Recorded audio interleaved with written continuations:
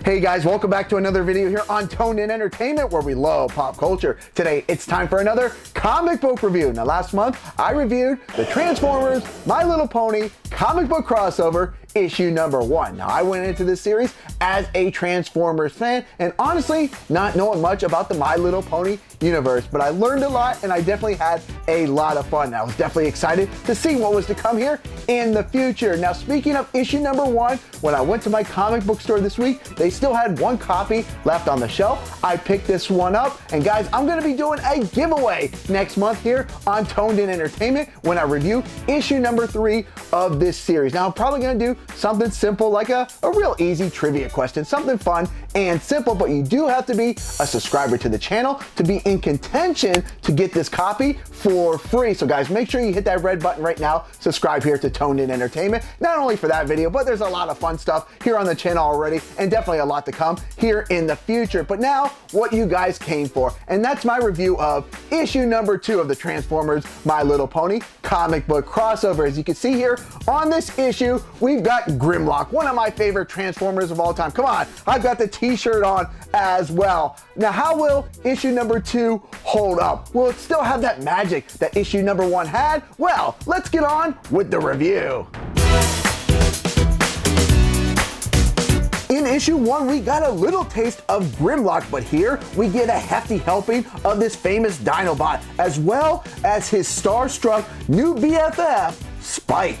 During the chaos that sent the Transformers into the My Little Pony world in issue number 1, Grimlock had got left behind, but Spike had got transported to Cybertron. And little Spike, he really is trying to make the best out of a crazy situation, even though he feels completely out of his element.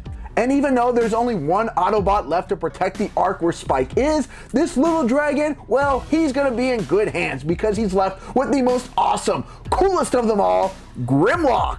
These are not just my words, but Spike's as well. And it won't be very long until Spike gets to see his new friend in battle, as there's an ambush from Scrapper, Bone Crusher, Scavenger, Mixmaster, Hook, and Longhaul, known as the Constructicons. Now, at first, Grimlock is able to hold his own in this uneven battle, but once they form Devastator, that's when the deck gets stacked against Grimlock. As Devastator crushes him like a meteor out of the sky, Spike realizes it's time for him to help his friend before he faces extinction. After a quick study session, Spike is unable to unleash a sonic blast that will have the Constructicons complaining to their union representative. Now, issue number 2 is actually going to tell 2 separate stories. The first story takes place in the Transformers universe with Grimlock and Spike. The second one, well, we're going to go to the My Little Pony universe as we catch up with party planner and baker extraordinaire Pinkie Pie doing her show, Preppin' with Pinkie.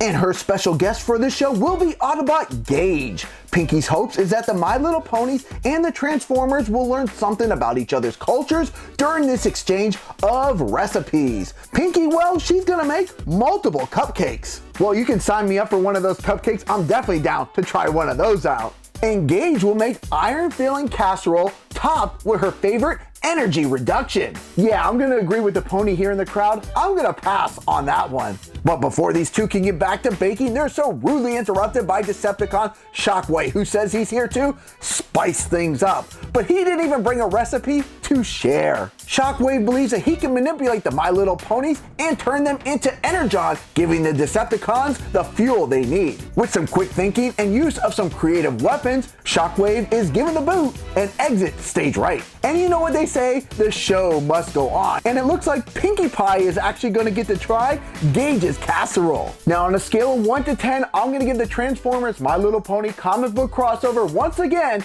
an 8 out of 10. I still thought this was a real fun and enjoyable issue. Plus, I like the fact that it gave the spotlight to some characters who don't normally get it. While I did enjoy both stories, here my favorite was story number 1, Inspiring. That was written by Ian Flynn, and I really do enjoy how he made such an unlikely duo of Spike and Grimlock have great chemistry, and with a little teamwork, they were able to overcome a much bigger foe. And the same could be said about the artwork. I enjoyed both stories, but I did enjoy the second story, They Eat Ponies, Don't They?, where the art was done by KCW Cooler and the colors by Joanna LaFuente.